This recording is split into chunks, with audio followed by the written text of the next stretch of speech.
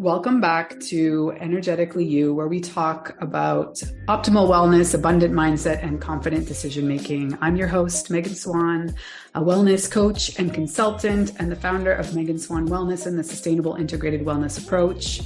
I help high-performance humans, leaders, and modern companies thread more wellness into their lifestyle and company culture so that it becomes a way of life and business and not a check mark on their to-do list. I'm on a mission to empower more people through optimal wellness. Today on the podcast, I am so excited to interview Hope Pedraza. She is a certified holistic nutritionist, functional diagnostic nutrition practitioner, certified hair, tissue, and mineral analysis expert. Ooh, can't wait to dive into that one. Reiki Master Practitioner, human design guide. That's what we were really going to talk about today. The founder of inBalance, a Pilates-based fitness franchise, and the host of her own podcast called Hopeful and Wholesome. So excited to get to know Hope. Let's dive in. Welcome, Hope. Thank you so much for coming on the podcast. I'm so curious to ask you about many things that you have on your list of expertise. But first, let's start off with how are you and how's your day going so far? Yeah, thanks so much for having me, Megan. It is good. It is a little bit crazy today. I was telling you before we started recording, we're having like this epic ice storm in South Texas, and we all know that Texans are not equipped for this weather. So it's been an adventure today. Oh my goodness. Well, please keep driving slow and be careful going home. So let's start with the hair piece, because I think that's the one that caught me the most off guard. I definitely want to get to human design. And so why don't you first start telling us a little bit about, where your health and wellness journey started? Like, what was the catalyst for you? Yeah. So I grew up dancing. I danced from probably the age of 3 up until my mid-20s. And that kind of got me into just movement, right? And I just really got into movement, and that led into like fitness and that realm. And so I have a brick and mortar Pilates studio, which is where I am now, the only place with power right now.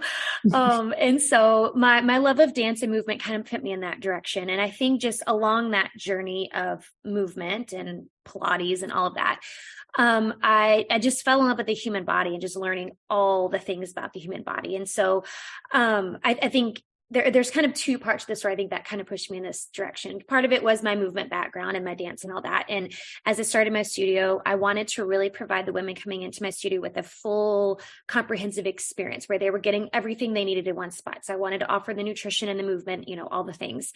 And so initially I started out just like basic nutrition coaching, right? Just like, let me just give them some basic support.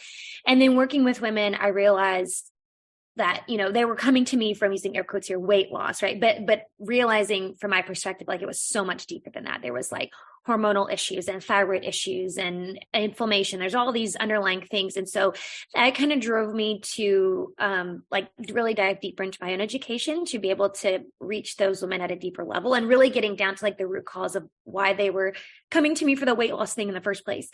And so I dove in to get my diploma in holistic nutrition. I did the functional diagnostic nutrition program to be an FDNP.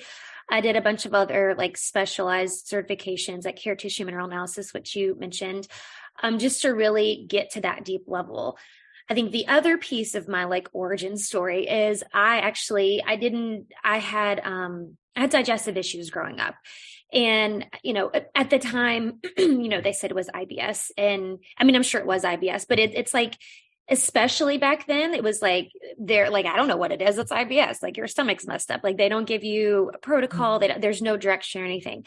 So as I got older, I kind of took it upon myself to educate myself. And I think that's also what threw me into kind of the nutrition piece, to dive deeper into that side, because I was able to change my diet. I went vegan cold turkey. I decided one day I was going to try, like, maybe this is the thing that'll fix the things, and I went cold turkey vegan, and my IBS, all the things, my allergies, my IBS, all these things started to clear up for me. So putting together the pieces, like, okay, like this nutrition piece really plays a huge part in how my body's functioning and all that. So I think there was kind of multi layers there of how I got here, but all in all, I love the human body. I love helping women optimize like their health and their bodies and to be able to like function optimally and all of that. Yeah. Amazing. It's so funny you say that about your childhood, because I had a group coaching call yesterday, and 3 of the 4 women had this story. And I have a similar story growing up. Like one of them grew up in a town that like was literally a dairy town. So it was like sacrilege to question dairy. And she just had this, like, gosh. Every single person in her family has something, you know, even to the grandmother with arthritis, like so many health problems due to the level of consumption of dairy. Yes. And I grew up, to no fault of my mother's, that was just like what was being taught in the 80s, you know, as you know, milk is healthy, of course, cheese is healthy. Yeah. And you know, I used to drink like liters of skim milk, of course. And I had like horrible acne as a teenager, and I had chronic bronchitis, and I had in the earliest years, I had chronic earaches, and I was constantly taking antibiotics for that. Same. And like, you know, no one at that point in the game, to your point, nobody's questioning the diet to the degree that we know now. Right. Yeah, for sure. I probably had at least 3 colonoscopies before I was in middle school, maybe 13. And again, I mean, I had endoscopy, I had, all the things every direction, like they did all the tests, but then again, it came back like, oh, it's IBS, and like, okay, like that's it. Now what? So yeah. And same, I was drinking, and I did find out later, you know, there was a lactose intolerant situation, but I don't know why, like the doctors didn't figure that out. Like it was my mom's like, well, let's go get some more testing and see if there's any foods that are, you know, but there was no direction or protocol or, you know, anything like that. Yeah. So tell us a little bit more about the hair analysis, because I find that that's so interesting. So clients give you a piece of their hair. Yeah. So it's actually a teaspoon of hair. So it's, I know, right? Very specific. There's a little paper scale that you put it on, and it's very specific how much hair.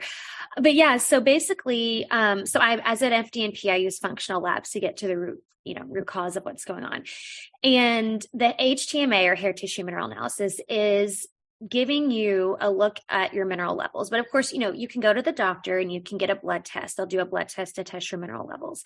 But when you're looking at it from that perspective, it's a very small, like acute picture of what's going on, right? It's like, this is what's going on at this moment in time. Not only that, but a lot of our minerals are intracellular, meaning they're in your cells. So if we're measuring your blood levels, it's not really the full picture of what's going on, like at a cellular level with your health and with your mineral levels. So with the HTMA, you're sending in your hair, and it's a look at what's going on chronically with your mineral levels. It's going on like the past 90 to 120 days with your mineral levels, because it's what's being pushed out into your tissues. So it's looking at a couple dozen different minerals, of course, the big ones, right? Like sodium, magnesium, potassium, calcium, the big ones that we need the most of. And then there's maybe, 18 or 20 other micronutrients that it measures. It looks at heavy metals. It looks at other toxic elements that could show up. And then it looks at the individual minerals, but it also looks at some relationships between the minerals. And the relationships a lot of times are more important in some instances than the actual like individual mineral, because the relationships, the ratios are going to show what's going on with your adrenals and your thyroid and your carb metabolism and your liver and how you're oxidizing things and your nervous system and so many other pieces where you can start to like find patterns and connect dots and kind of see what's going on with all these other things, these symptoms, that people are coming to me with. And then we connect dots with other labs that I do. And I always start with the mineral balancing protocol first, because minerals, they're considered, you probably heard this before, they're considered the spark plugs of the body, right? Like without the minerals, enzymes can't do the things, like there's no reaction can happen in the body without the minerals, like sparking the reaction. And so I find that before I started doing HTMA, my clients would have results and everything, but it was such a slow process because that piece was missing. Like when you connect that piece with everything else, it really does like jumpstart what's going on with like the healing process. So being able to balance out the minerals and kind of get that part functioning before addressing all these other things. So many questions. All right, let's start with, so do you usually recommend, like, XYZ mineral is low? Do you give a protocol of eat more of this, or are you always solving things with supplements? It's both. That's a good question. It's both. So I work with a lab that specifically customizes their supplement protocol with the HTMA. So I can do it myself. I can look at the lab and I can create this custom protocol, or I can send it to them and they can do it.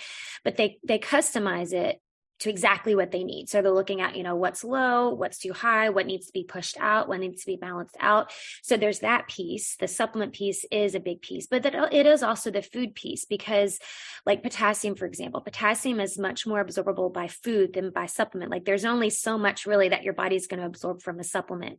So with potassium, and potassium is a pretty big one for people, potassium and sodium.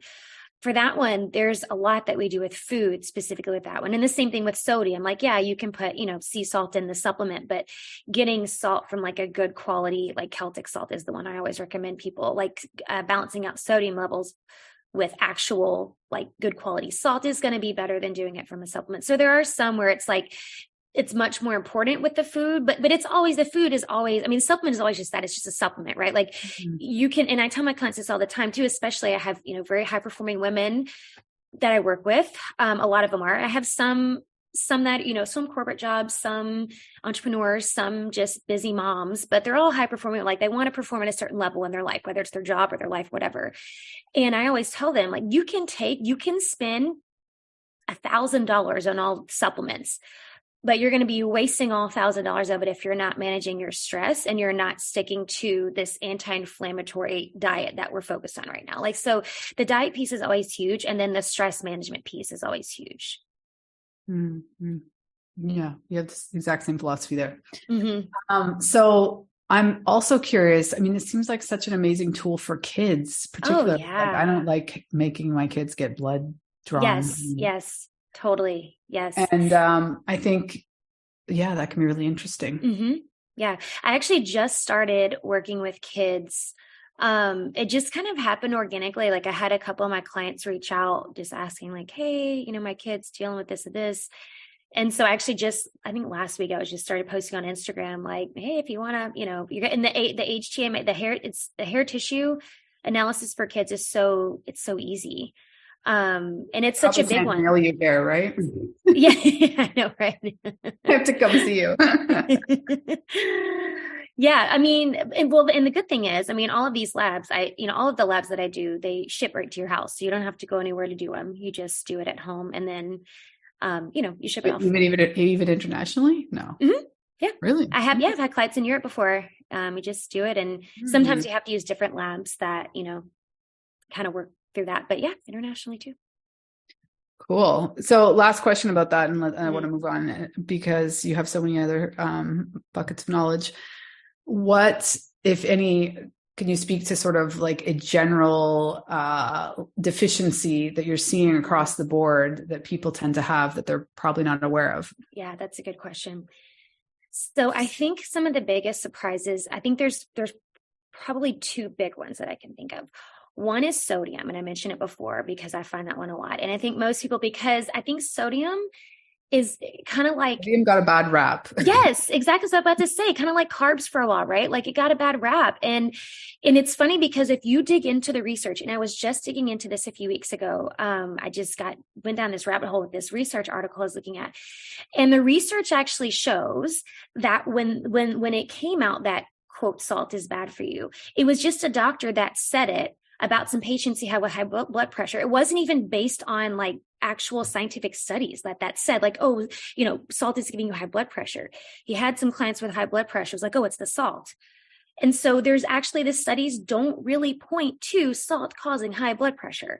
The salt issue is that the majority of, at least the Western world, is getting their sodium from like table salt, right? It's like the salt version of white sugar. It's totally refined. It's used all these chemicals to strip every nutritional value from it, right? So it's just the minerals, right? Yeah, exactly.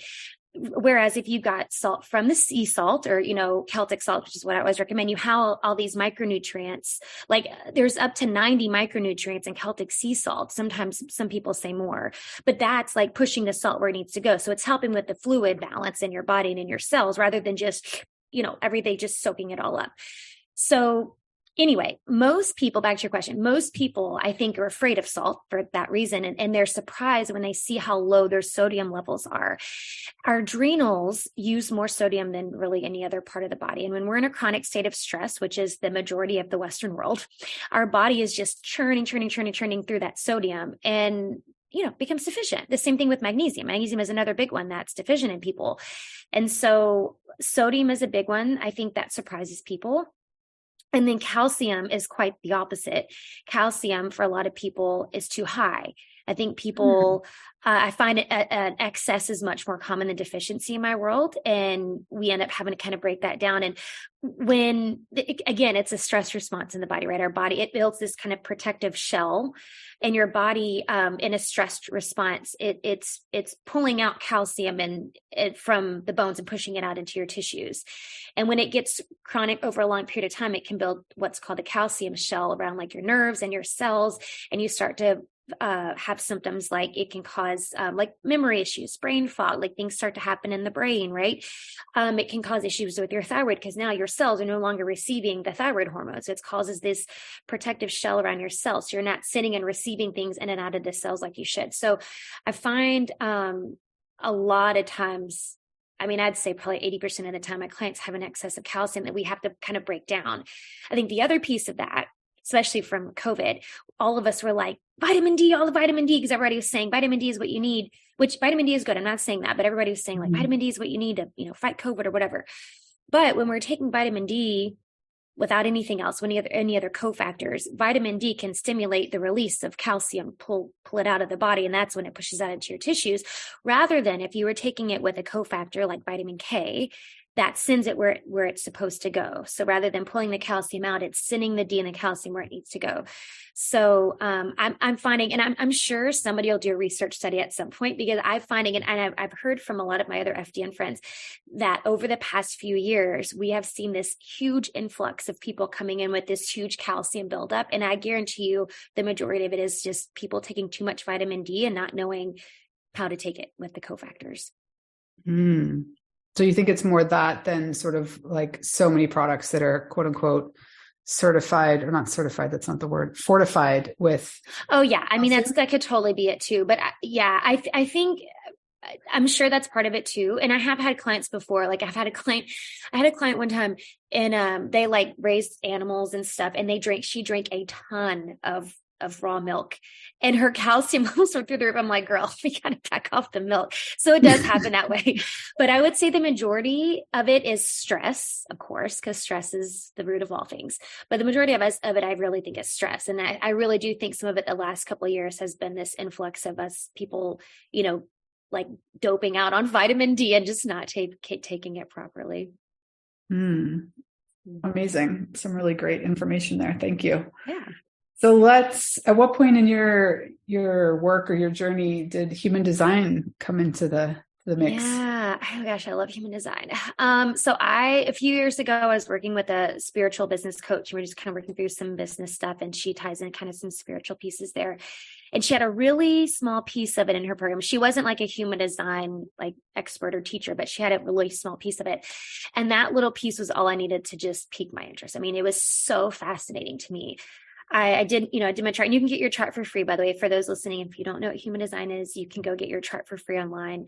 You can, I usually recommend myhumandesign.com. I feel like she does a really good job of kind of keeping it simple and not complicated, because it can get super complicated real fast and you can go down all the rabbit holes but I think she does a good job of really simplifying it. But I think when I saw my chart, I did my chart, and I felt like it was so validating for me, like understanding me and understanding What's how your type?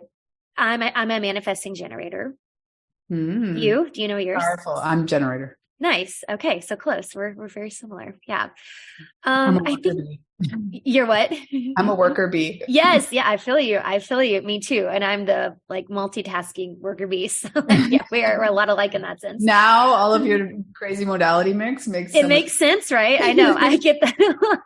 Oh, now I get it. Yeah. No, it totally does.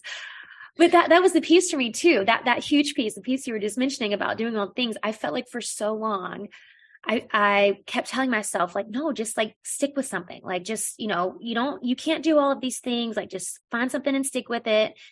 And I just couldn't, like, I couldn't make myself do it. And then when I did my human design and I understood what it meant to be a manifesting generator, I'm like, oh my gosh, this is why I do like 85 things at one time. And I literally have like 25 tabs open at the same time working on, like, it made so much sense to me. And I realized like, no, I don't have to put myself in a box and quote, focus on one thing. I can do it all. That's how I'm designed.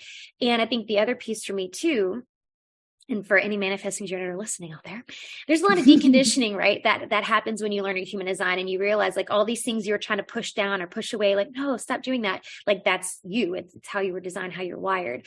The other piece for me was not following things through, not following everything through. And which, by society's perspective, it would look like you're flaky or you can't follow through or you're indecisive or whatever. When really, manifesting generators, like we're only meant to do things that light us up in the moment. And when they don't light us up anymore, we either, delegate, pass it off, or go on to the next thing. Because when you don't is when you start meeting resistance. And then that's when things start to kind of fall apart. So yeah, for me, is this like learning and relearning and deconditioning process of understanding like how I'm wired and how I'm supposed to be, or how I'm designed to function like in the world. And it was just such a huge revelation for me. Yeah, I found it really powerful in two areas specifically. One, kind of how understanding like how one's energy ebbs and flows, and giving yourself permission to flow with it. Totally. Opposed to trying to fit into the 9-to-5 energy box. Yep.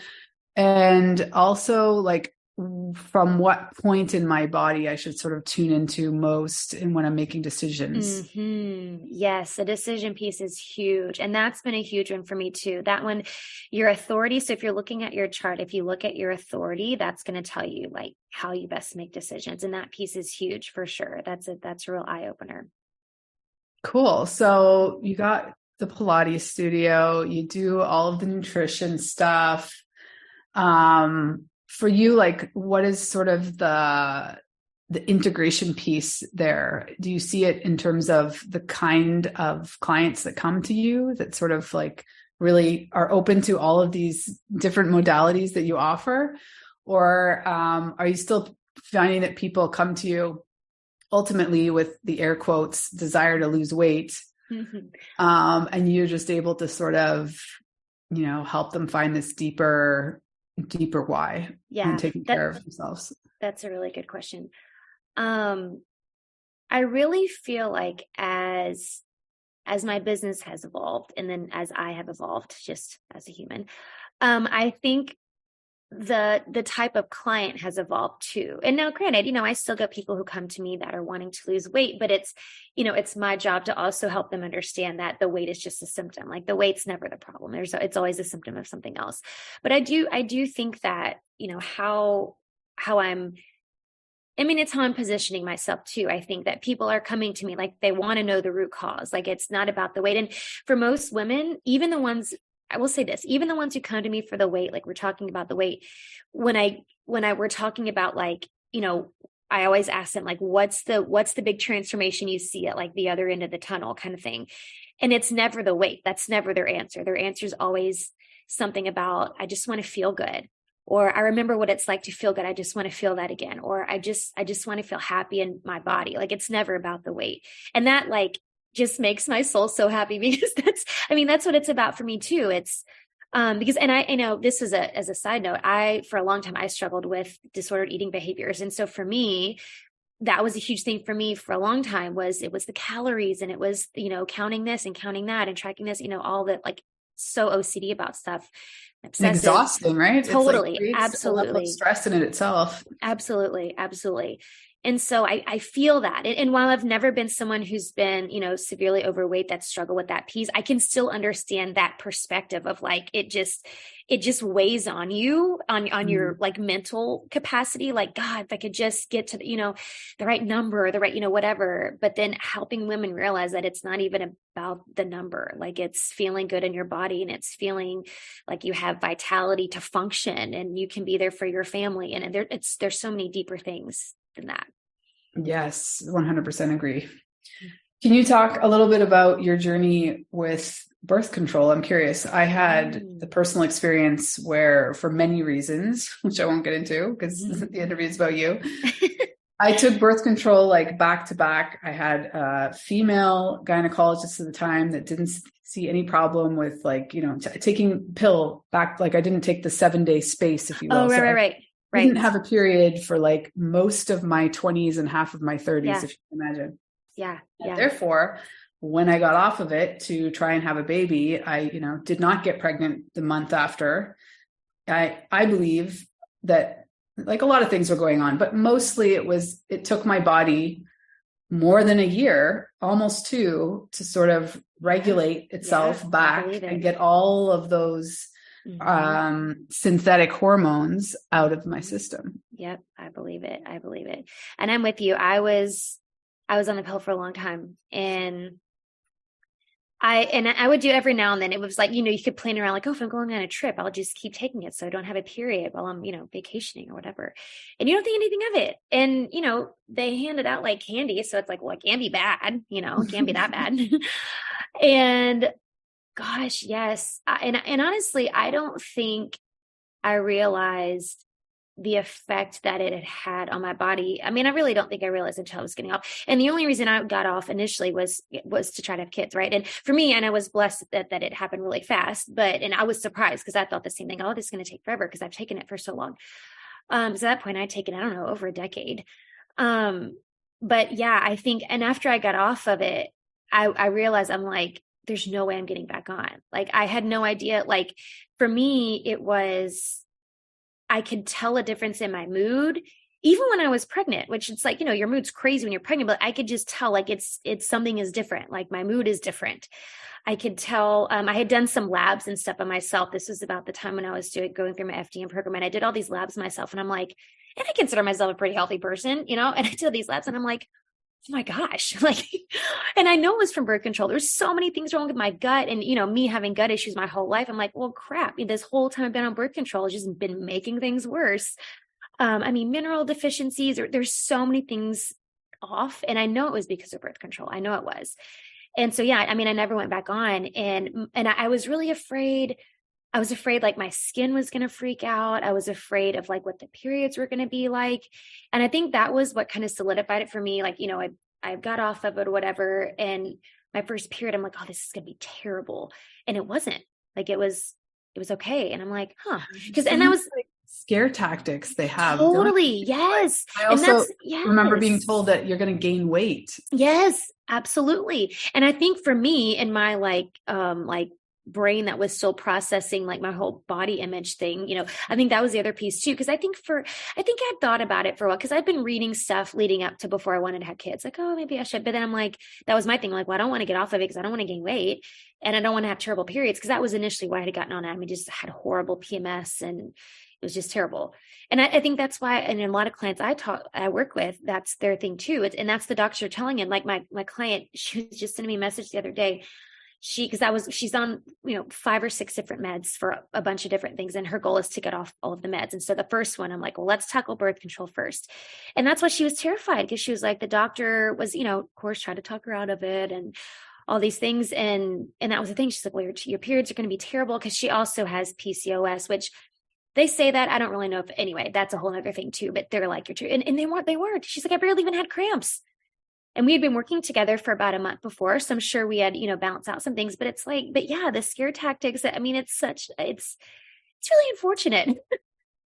Well, and there's this piece again, like how much dairy and arguably meat in general. It's all pumped with hormones. Totally. Yes. That you're eating as a teenage girl. Yes. Like that was probably making all of your symptoms worse. 100%. 100%. Well, and not to mention like all of and I don't know if I don't know. I would like to know like studies on levels of like endocrine disruptors in the 90s and early 2000s. But that too, I mean, I don't know if this is you back in the day, I was dousing my body with Bath and Body Works and like, all the perfumes and I mean, Body you name Shop. it all. Yeah. Yes. The Body Shop, all that. So it's like, crap, there was probably so many things going on. So yeah, I think there's so many things that, obviously the doctors aren't going to mention by it, but yeah, so many things that were contributing to why I was having the terrible periods in the first place. Yeah. And I always point out to clients, it's not like that they're just not educated on this because It's not part of their curriculum. Exactly. They feel like, you're challenging their authority. Exactly. Uncomfortable. And therefore it's just like, no, you really need to kind of, these days there's usually an option of a homeopathic doctor or a functional medicine doctor who's like at least a little bit more open-minded to solve these things. Right. With Exactly. food and diet and lifestyle. Exactly. Quote unquote medicine. Before we look at all of the, prescription drug options. Right. Exactly. Amazing. So tell us more about what you're doing these days. Specifically, who are you working with and anything else you want to draw to the audience's attention? Yeah. So I recently finished my level 3 Reiki training. So I'm really incorporating like kind of some energy medicine into what I'm doing and energy work. And that's been really exciting. And that's kind of my goal for this year is to really integrate all of that together. Because that kind of been just kind of piecing things together as I've, my manifesting generator brain is like, what to do next. And I'm just kind of grabbing things. But now this is like, okay, now I can kind of put it together in this cohesive, like, this is me in my, how I work kind of thing. And so the energy work is big, just being able to really hone in on the holistic piece is a big deal for me. I mean, I do the functional labs and functional approach and all that, but the holistic piece is it's the mind, the body, the spirit, right? And being able to really address all of those, like specifically. Well, I've never been one to like throw one of those out. I've just never really honed in on each of them, like in depth. And so, I think the human design piece was kind of a start. And then now that I've done the Reiki training, the energy piece, the energy attunements and Reiki and all that's just kind of this added piece to really help women at the deepest level possible, because we know it's all, I mean, you know this too. I mean, it's all related, right? You can't address the physical piece without addressing the mental, emotional, and spiritual pieces. So you had to put all the pieces together. Exactly. Love it. So what's the best way for people to get in touch with you? Where do you hang out most? Yeah, probably most on Instagram. I'm at the Hope Pedraza. I have a free Facebook group. It's Live Wholesome and Healthy, and we do workshops and challenges and Q&As and all things like functional nutrition, human design, that kind of thing. Or you can go to my website, hopefullandwholesome.com. Cool. And your podcast, what do you talk about? Yes, my podcast. Yes. My podcast is Hopeful and Wholesome. It's all things health, wellness, and inspiration. So it's kind of the, the functional side of me. We talk about health and wellness. And then it's like the spiritual woo-woo side of me that I like. And I bring on guests who talk about all things spiritual and my body. It's so fun. Cool. Well, it's been a pleasure, Hope. I have a feeling that we're going to be in touch. For various reasons. Yes. Thanks, Megan. I'm so glad to be on here. I'm so grateful. Thank you. Thank you so much for being here. I appreciate you greatly. And if you are appreciating the show and you wish to support us in a small way, you can do that by rating us on Apple iTunes. You could share one of your favorite episodes with a good friend who you think would enjoy it.